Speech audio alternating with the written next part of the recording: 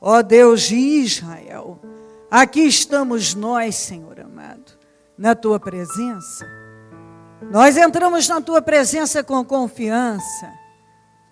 E nós sabemos que só do Senhor vem vida e salvação. Somos ensinados a alimentar pensamentos que geram vida, até porque nós sabemos que o diabo quer o tempo todo nos levar a gerar pensamentos de morte, de desesperança, de fraqueza, de dor. Mas que maravilha, Espírito Santo.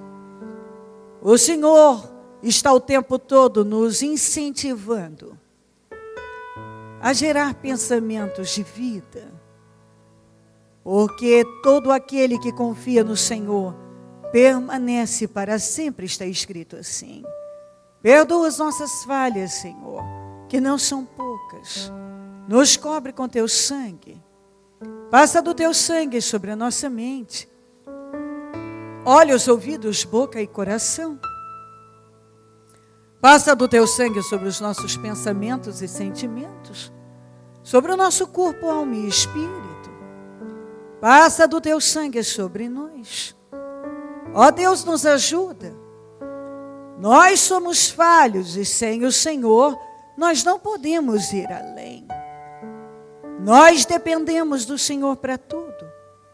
Nos perdoa e nos cobre com Teu sangue. Tem misericórdia de nós, Senhor. Eu oro por misericórdia. Tem misericórdia de cada um de nós. Mentes, olhos, ouvidos. Nós precisamos ter uma mente, Senhor, que condiz com a Sua palavra, como diz Sua palavra, a mente do Senhor, a mente de Cristo. Então precisamos de misericórdia para a nossa mente, também para a nossa visão. Ela pode ser tão curta, rasa, estreita. Também para os nossos ouvidos. Quantos na Bíblia caíram por causa dos ouvidos? Ah, Deus de Israel, que a Tua proteção esteja sobre nós e a Tua misericórdia esteja em nós. Tua palavra diz, guarda o coração, porque dele depende toda a sua vida. É tão fácil ter o coração corrompido. É tão fácil o coração ser dominado por tantas coisas. É tão fácil. Então eu oro para que o Senhor tenha misericórdia de nós. Que a Tua misericórdia nos cubra, Senhor. Nos cobre com ela. Os dias são maus e por se multiplicar a iniquidade e o amor de muitos, a Tua palavra diz esfriaria. Quantos têm esfriado? Quantos já perderam o primeiro amor? Quantos nesta última hora estão ficando no meio do caminho, distraídos com tantas coisas, envolvidos com coisas que passam, que não têm relevância e que não leva a nenhuma boa construção. Mas eu oro por misericórdia e que o Senhor venha nos guardar e nos proteger e nos defender muitas vezes de nós mesmos. Porque às vezes nós precisamos sim ser defendidos de nós mesmos. Nos cobre com Teu sangue. Muito obrigada porque nos trouxe aqui. Assuma o controle da reunião, nos dando graça, unção, inspiração, virtude e poder. Dirija o trabalho. Se não estiver aqui, não tem sentido. A Tua presença que faz toda a diferença. Eu vim aqui como cada pessoa para buscar do Senhor vitória, salvação, direção, porque não tenho nada se não vier do Senhor. Eu quero repreender obras armadas e preparadas, arquitetadas, planejadas, organizadas contra nós. Eu desfaço toda obra do inferno contra nós em nome de Jesus. É a inveja, o olho gordo, a maldade, as palavras contrárias, as maldições, os praguejamentos, os rituais malignos, tudo contra nós, eu destruo agora em nome de Jesus. Toda obra do inferno, eu destruo agora em nome de Jesus. tudo que foi armado, preparado, arquitetado, planejado, organizado contra nós, eu destruo em nome de Jesus. O teu sangue nos garante a vitória. O teu sangue nos purifica de todo mal. O teu sangue tem poder sobre nós. Há poder no sangue de Jesus. O teu sangue nos purifica de todo mal. Há poder no teu sangue. E somente cobertos com teu sangue é que somos guardados e livres do mal. Então nos cobre com teu sangue, que a tua proteção esteja sobre nós, que os teus anjos acampem ao nosso redor e que o Senhor possa abençoar cada vida que aqui está e renovar grande e poderosamente, Senhor. Que cada pessoa que aqui chegou possa, meu Deus, ao sair cheia do teu espírito, de direção e de, ó meu Deus, de renovação. Todos sejam renovados e vivificados para a glória do teu nome. Muito obrigada por tudo. Amém, amém e amém. Vamos abrir em Marcos 4. E nós vamos ler do 35 até o 41. Marcos 4.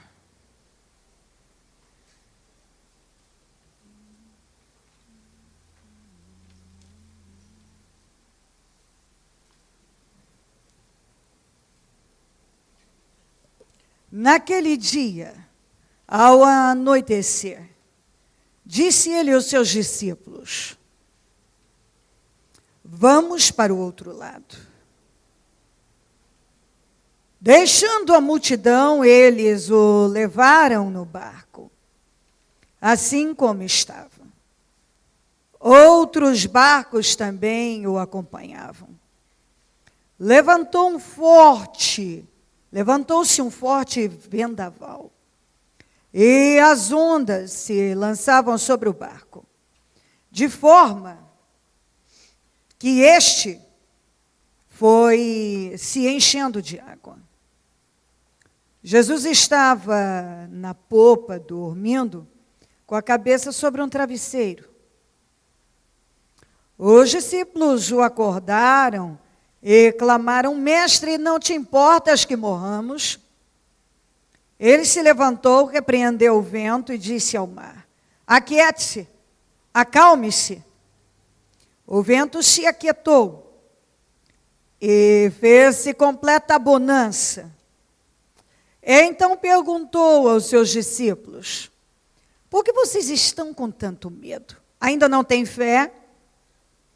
Eles estavam apavorados e perguntavam uns aos outros: quem é este que até o vento e o mar lhe obedecem? Ok, amém.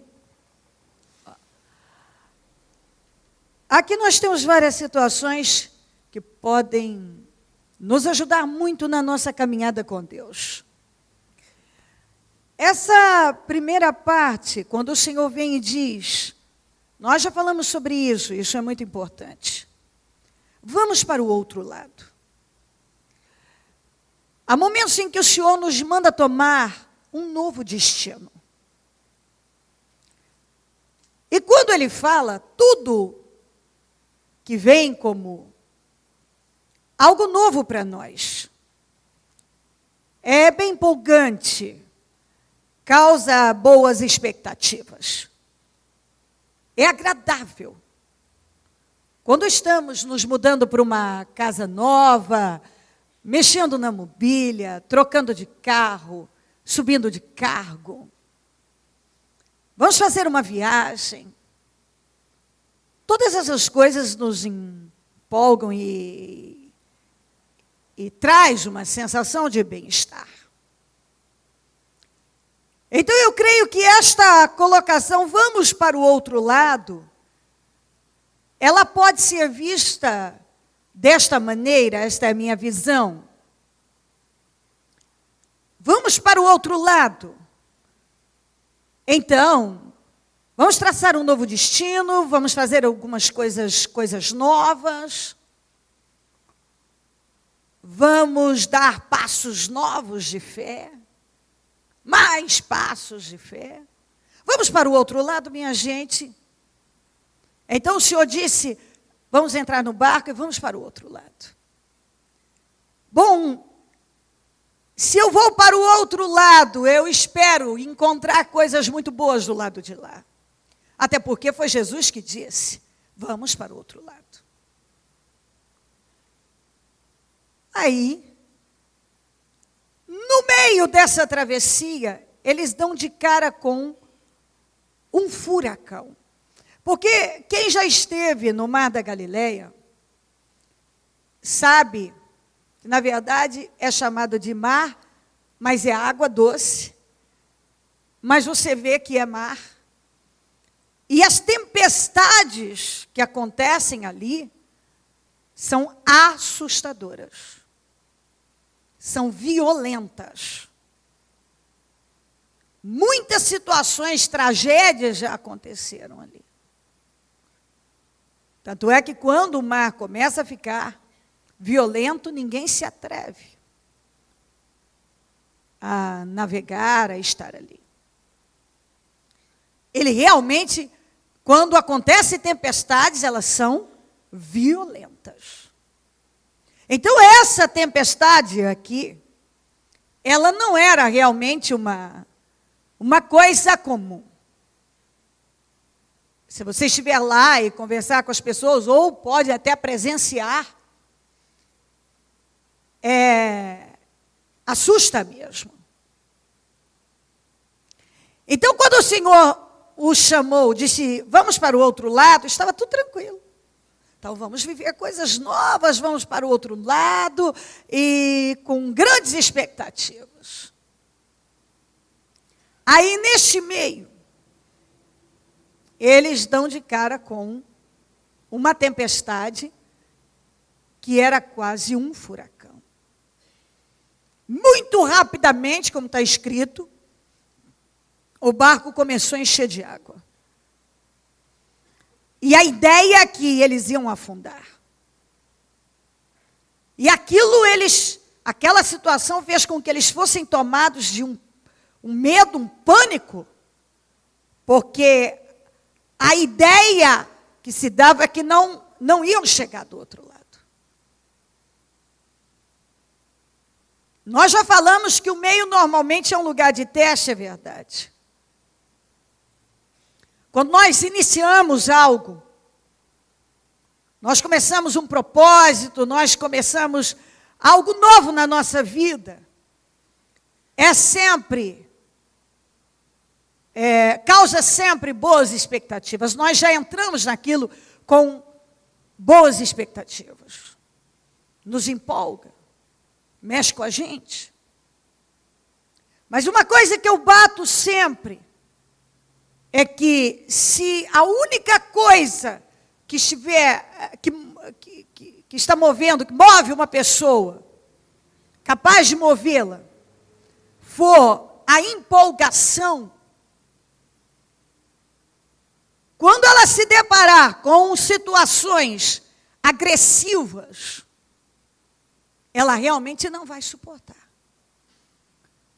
As pessoas que vivem apenas de empolgação. Porque Jesus falou. Não foi Jesus que falou, vamos para o outro lado? Então, a ideia é que eu não vou enfrentar nada de adverso. A ideia é que tudo vai ser tranquilo e perfeito. Essa é a ideia. As pessoas quando falam, quando elas ouvem, bom, algo então veio de Deus. Bom, então isso não pode ter problema. É aí que as pessoas fracassam na vida. É onde elas duvidam e se perdem no caminho. Bom, se isso veio de Deus, então não pode ter tempestade. Se for o Senhor que me chamou para ir para o outro lado, então não posso enfrentar nada de adverso, nada ruim. Mas as coisas não funcionam assim. Muito pelo contrário.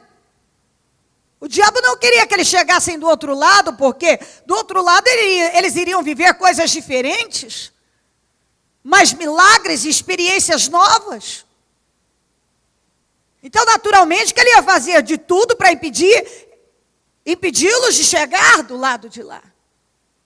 Que esse é o trabalhar do diabo, te impedir de chegar do outro lado. Ele não quer que você chegue. E mesmo tendo sido Jesus a convidá-los e dizer, vamos para o outro lado, ali no meio eles duvidaram, eles se encheram de medo, eles se deixaram levar pela situação. E aquilo fez com que eles entrassem em pânico. E é aí que muita gente se perde no caminho. A quantidade de pessoas que estão perdidas, que começaram bem, foram dirigidas por Deus, foram orientadas por Deus. Deus disse, vá para o outro lado, vá fazer isto, invista nisso. Mas quando elas deram de cara com o furacão, elas se intimidaram, recuaram e se entregaram. Tem um monte de gente nas profundezas do mar da vida, falidas, acabadas e aniquiladas, porque quando tiveram a oportunidade de mostrar uma força e uma determinação, a fé, porque não é difícil quando eu entro no meu barco e o mar está tão sereno, eu crer que é para eu ir para o outro lado. A questão é quando eu estou no meio desse mar e no meio de uma tempestade e eu continuo crendo que eu vou chegar do outro lado. Por que muita gente desiste no meio? Começam, mas desistem. Por causa desse espírito incrédulo, que se envolve com 500 coisas irrelevantes, coisas que só conduzem ao fracasso, e é por isso que você encontra tantas pessoas no meio do caminho, frustradas e infelizes, e dizendo, eu perdi a fé, eu não creio em mais nada. Por quê? Porque, na verdade, vivem de empolgação. A fé é voltada para a empolgação. É uma fé é uma fé empolgada. Que se empolga, mas desempolga também. Está empolgado e já deixa de estar. Como é só empolgação, quando ela precisa ter atitude realmente de quem crê, ela se entrega. Ela olha para a direita, ela olha para a esquerda, ela olha para trás. Ela para, ela se prende às coisas mais insignificantes e derrotadas.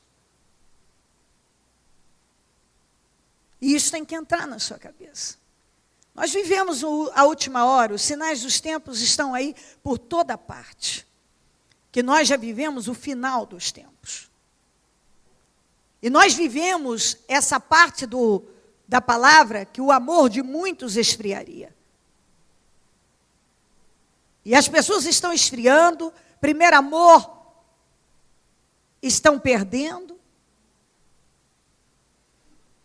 E o relacionamento com Deus vem enfraquecendo, porque elas não estão focadas na coisa certa. Elas olham, ora para a direita, olha para a esquerda, olha para trás, e elas vivem dominadas pelos sentidos, pelo que estão vendo, ouvindo. Elas deixam entrar ao coração, descer ao coração, aquilo que vai matar a fé delas. E no final das contas, elas não estão se dando conta que elas não estão prejudicando ninguém, elas estão prejudicando a elas mesmas. A elas mesmas. Tem muita gente prejudicando a própria vida, desgraçando com a própria vida, porque quando se deparou com uma situação que assusta, sei lá qual, elas já começaram a ver tudo perdido e a assim entregar a ela. Foi exatamente isso. Jesus estava o tempo todo dormindo, em meio a esse furacão. Só que Jesus estava lá, e o exemplo que ele queria passar para cada pessoa deles e para nós, é esse espírito de confiança. Às vezes, num momento da vida, dá a sensação que que o barco está afundando e Jesus está dormindo. Que ele não está se importando, como eles disseram aqui. Mas isso não existe. Ele não dorme, ele não cochila. Essa é a verdade. O Senhor nunca dorme. Ele nunca cochila. A Bíblia diz ainda em Isaías 40, que ele não se cansa e não se fadiga. Não se fadiga. Porque tem um momento que ele fala sobre isso, que ele não se cansa, ou seja, ele não se cansa de nos apoiar, de nos ajudar. Ele não se fadiga em relação a nós. Ele está sempre a postos para nos socorrer. Mesmo Jesus dormindo, ele estava lá e ele tinha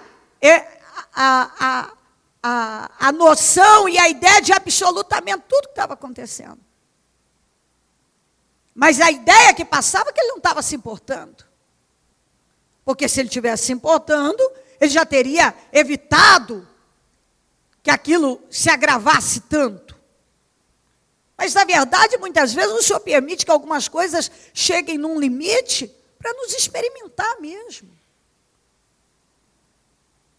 Para que a gente possa, é a oportunidade de cada um de mostrar a sua fé e a sua fidelidade. Fé e fidelidade, o quanto crê e o quanto realmente é fiel a Deus por aquilo que Ele é. Essa é a verdade, é a realidade. Então,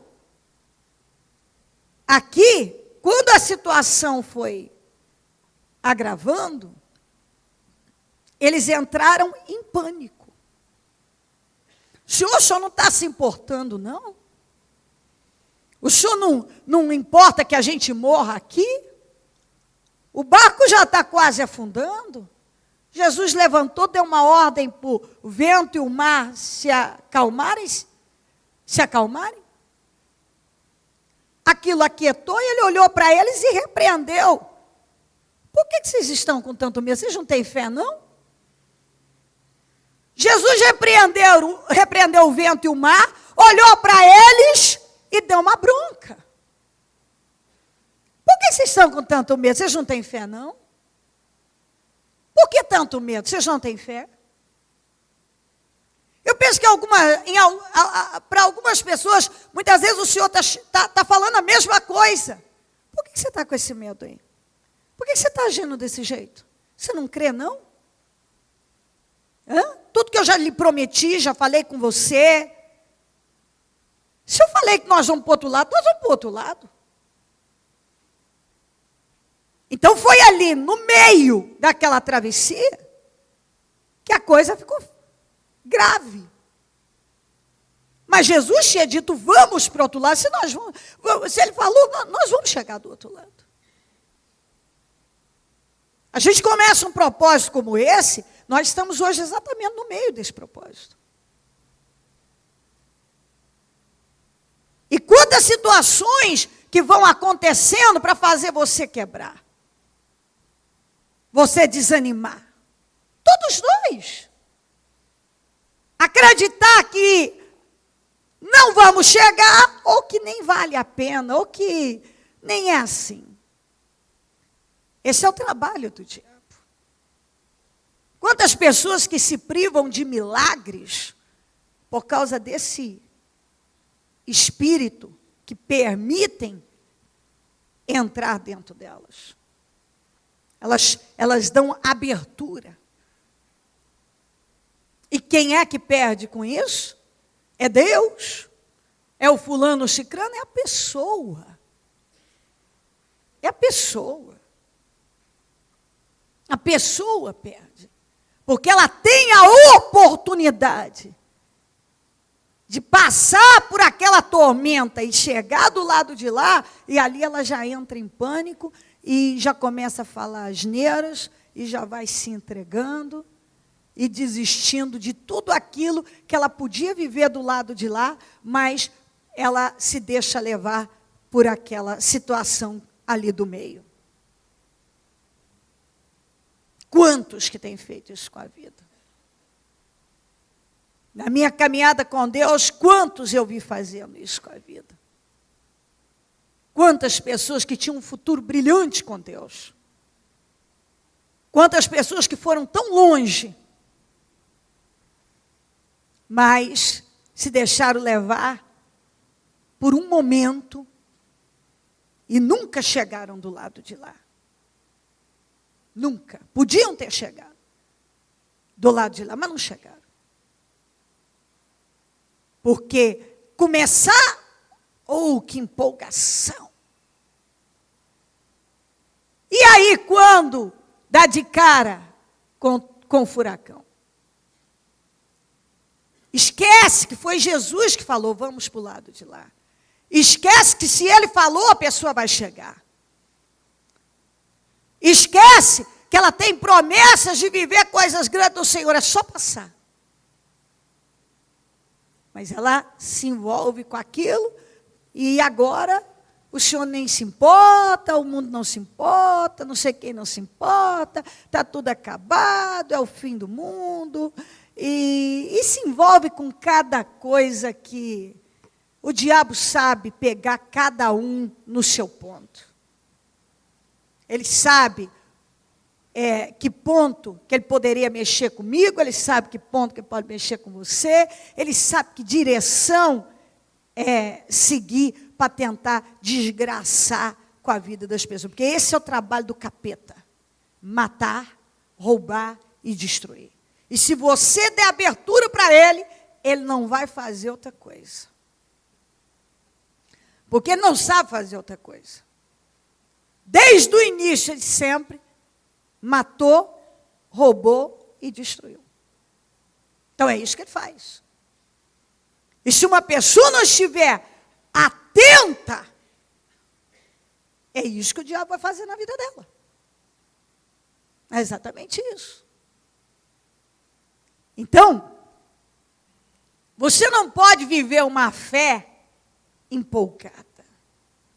Sim, nós gostamos, tem situações que nos empolgam, que traz um entusiasmo e tal, tudo isso faz parte, mas isso não pode ser o que te move apenas.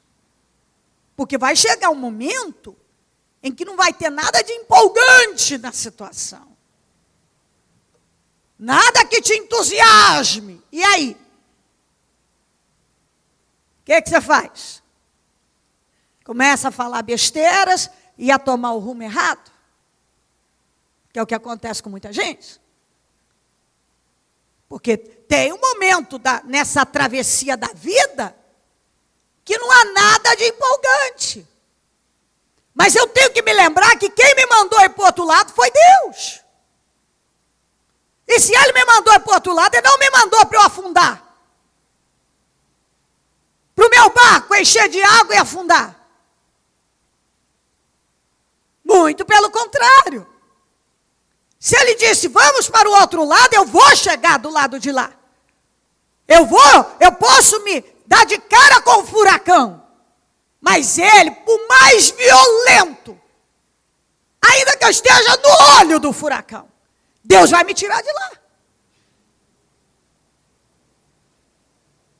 E fé empolgada, apenas entusiasmo, fé emocional não te dá suporte, nem religiosa, para vencer o furacão, para sair do olho do furacão. Não dá. Se você não tiver dentro de você algo muito maior, num momento como esse, você vê tudo acabado, sem sentido, sem porquê. E é onde muita gente que tinha um futuro brilhante, promessas incríveis em Deus, de Deus, botam tudo a perder e vai tudo por água abaixo por causa do espírito que elas alimentam, a fé negativa, porque quando você crê que você vai afundar, quando você olha e diz, Jesus não está me vendo, não está me respondendo, não está se importando, está dormindo, não está se importando comigo, é uma fé negativa, é uma fé. Só que uma fé derrotada, uma fé que não te levanta, uma fé que não te dá suporte para nada. Somente a fé viva nos dá suporte para vencer. E a fé viva não é emocional. A fé viva não é religiosa. Eu bato sempre contra a fé religiosa porque eu sou contra ela. Porque os religiosos se tornam apenas arrogantes e legalistas. Eles não conhecem a Deus. E os emocionais? Vivem de movimentos espirituais, emocionais que denotam espiritualidade e aquilo é ser crente. Sou contra. Totalmente. Porque eu sei que nada disso dá suporte para você crescer, para você realmente ser um cristão verdadeiro. A fé é viva sim. E a fé não é viva se não tem sacrifício. Renúncia, que é sacrifício. Determinação, perseverança, ousadia, coragem, valentia. Uma fé valente, que encara o furacão e não esquece que o Senhor falou, vamos para o outro lado. Bom, se Ele falou, eu vou chegar. Eu vou chegar. Esse furacão não vai me derrotar. Eu não serei derrotado por ele. Eu vou viver as coisas que o Senhor me prometeu viver do lado de lá. Eu vou viver. Esse é o espírito que tem que dominar a sua vida. Esse é o espírito.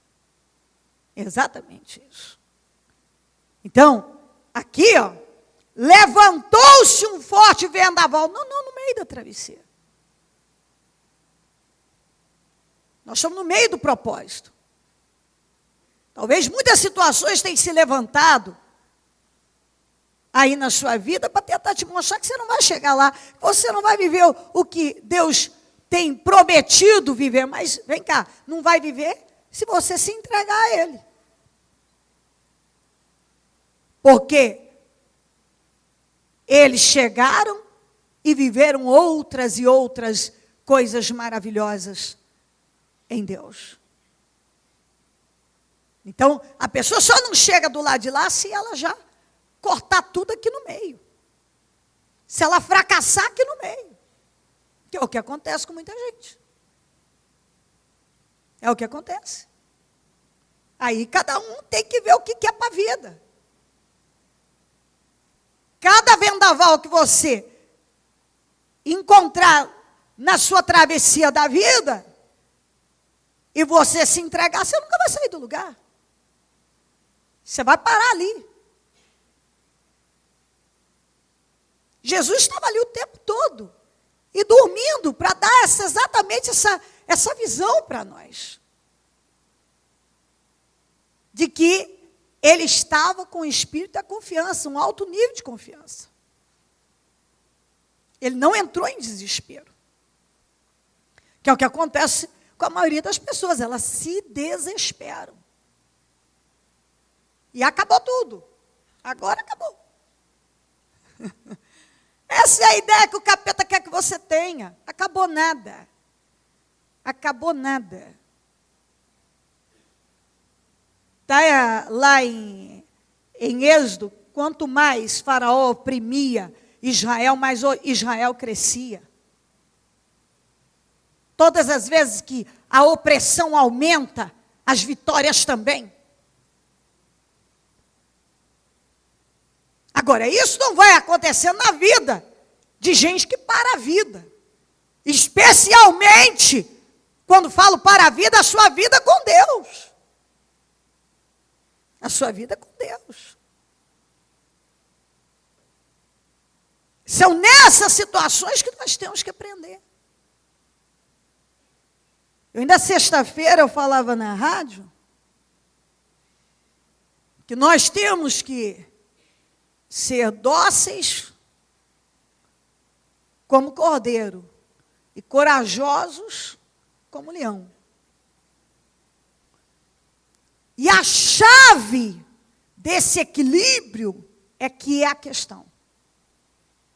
Para mim não é difícil ser corajoso como um leão, mas ser dócil como um cordeiro é um desafio. Um desafio. Porque não é inerente ao meu jeito de ser. Então, eu ser valente como um leão, vou embora. E dócil como um cordeiro, que significa manso, sem enrijecer, sem endurecer. Porque você pode, na sua caminhada com Deus, endurecer, enrijecer. Você enfrenta muitas guerras e ao invés de você permanecer dócil, manso, flexível, você pode enrijecer. Então eu creio que esse dócil é você não perder de forma nenhuma a sua capacidade de amar, de perdoar, de ajudar, de acreditar.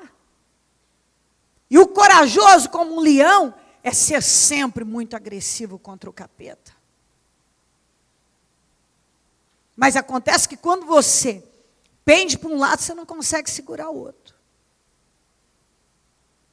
E você tem que encontrar esse equilíbrio. E isso é um desafio.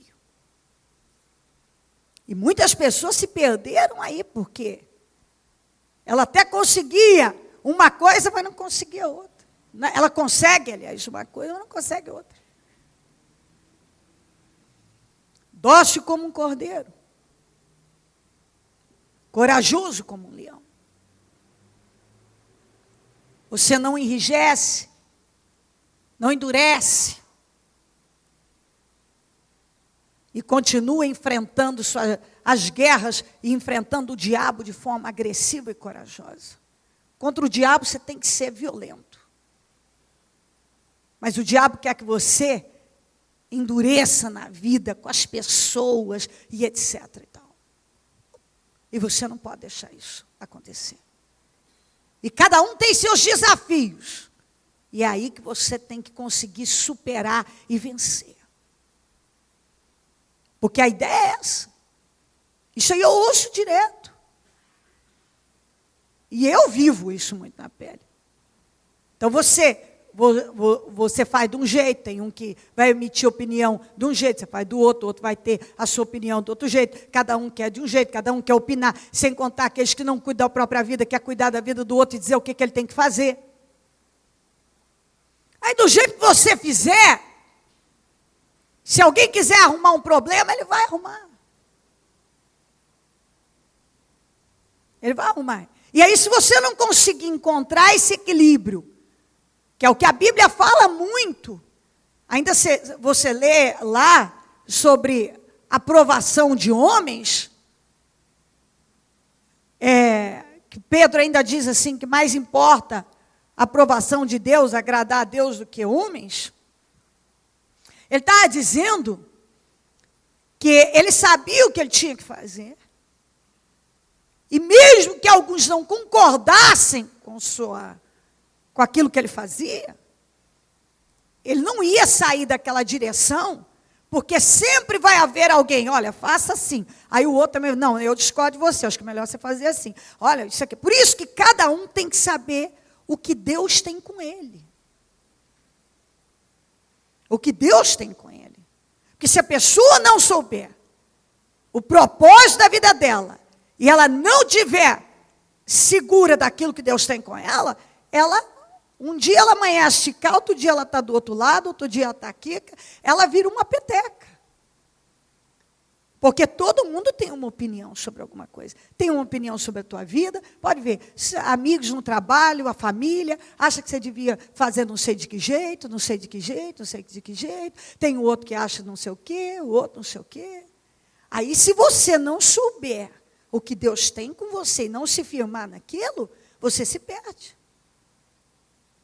Você se perde. É exatamente isso.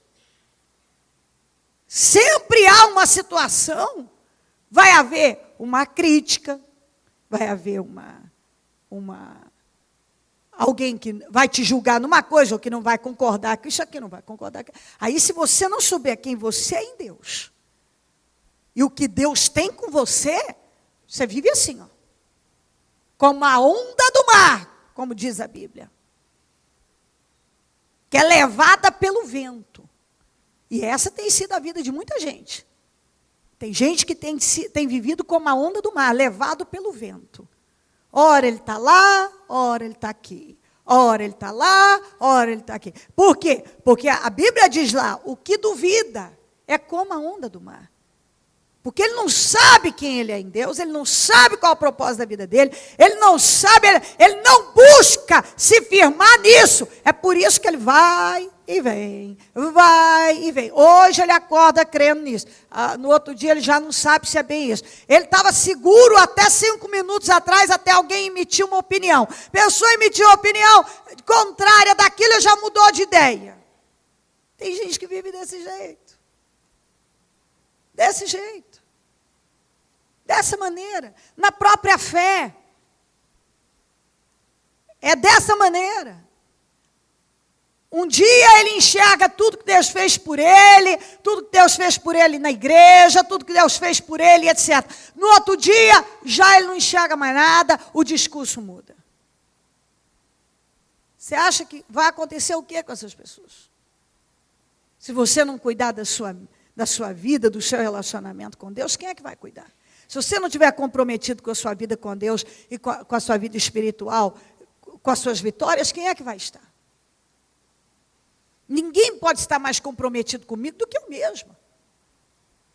Com as minhas vitórias do que eu mesma. Ninguém. De jeito nenhum. Então, isso tem que entrar na sua cabeça. Nós estamos no meio do propósito, olha, desde o primeiro dia. Não só testemunhos já foram, já editei testemunhos de gente que receberam vitórias no primeiro dia do propósito. De lá para cá, cada vez que eu unjo pessoas nesse altar, as pessoas me contam quando passam que já receberam suas vitórias. A quantidade de vitórias. Ou seja, eu tenho, pelo que tem chegado até mim, através de mensagem, etc. E tal, todo dia Deus tem definido situações para a glória dele. Aqui agora mesmo, aqui no altar, eu abracei uma das pessoas aqui e disseram, eu já recebi as minhas vitórias. Eu já recebi as minhas vitórias.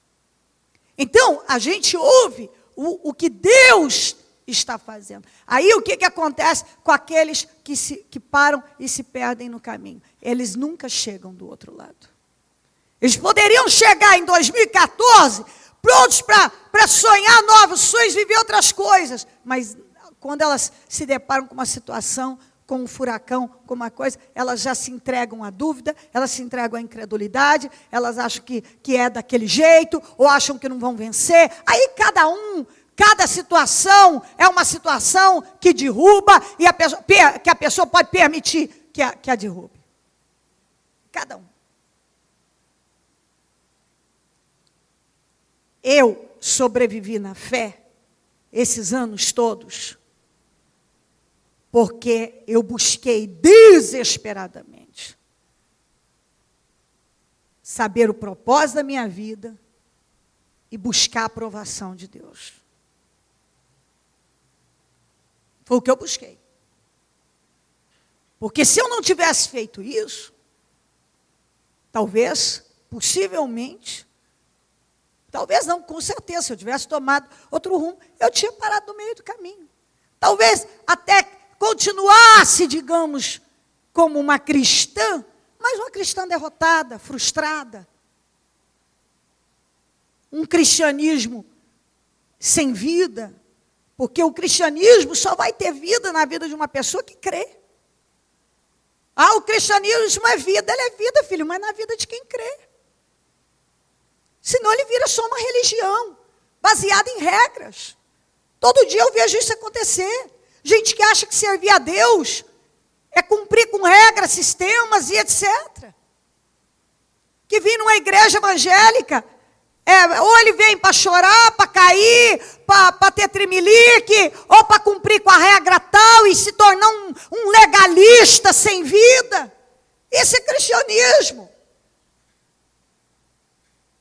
Sem contar aqueles que aí partem para usos e costumes, não pode isso, não pode aquilo, ser crente é não fazer isso, fazer aquilo. E aí isso é virar crente, isso virei crente. Crente é o quê? Virou crente.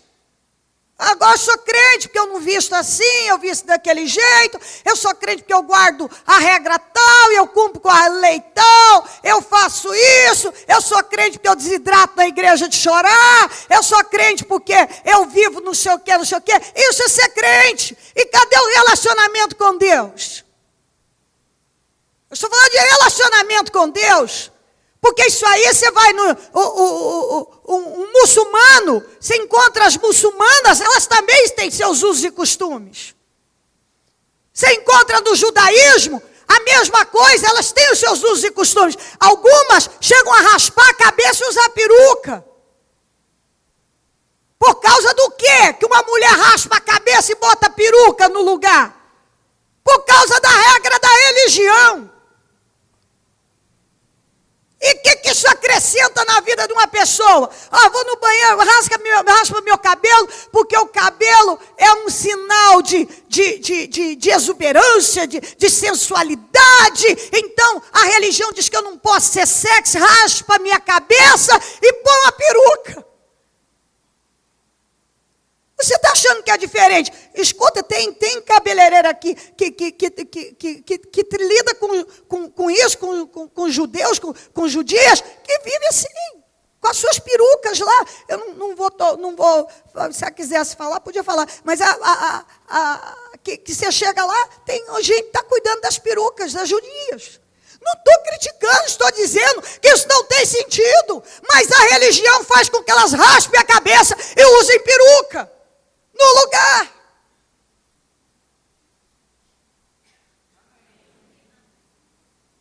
O que leva uma pessoa a andar de burca? A religião. O que leva? Eu tenho uma tia que uma das pontas do cabelo, como ela é baixa, está no chão, rasta no chão. E ela é uma das pessoas mais faladeiras que eu conheço, dentre elas, porque tem muitas. Entendeu? É aquela que dá despesa para a família. 2 caixões no velório. Porque um só não dá para botar a língua também. Mas o cabelo racha, não estou falando com exagero, uma das pontas do cabelo rasta no chão. Mas isso é ser crente. Ser crente é isso. Exatamente isso. Sem contar os movimentos que denotam espiritualidade, que dá a ideia de espiritual. Que isso é ser crente. É por isso que tem um monte de gente que não quer nem ouvir falar do cristianismo. Porque o cristianismo é sinal, muitas vezes, é sinônimo de gente desequilibrada. De gente sem noção. Porque falta inteligência na fé. Tem muita gente que falta inteligência na fé e demais. E a fé tem que ter inteligência. Senão você vai na Índia. Eu já vi alguns vídeos em que por onde o guru passava, as pessoas iam rolando em cima daquela terra, daquela areia onde ele pisou, porque era santo. De pegar as fezes do guru e passar em si. De tomar da água do rato.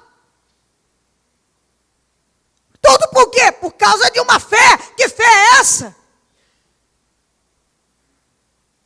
E no cristianismo tem um monte de atitudes também que são absurdas. Por causa da falta de inteligência. Não se usa a cabeça, inteligência, que a Bíblia diz em Colossenses 1:9, fé inteligência espiritual. Eu prego sobre isso não sei nem quantos anos. Inteligência espiritual. Exatamente isso.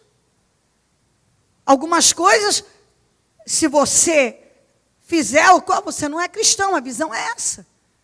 Porque precisa-se de estupidez na cabeça de muita gente, precisa ser visto como um cristão.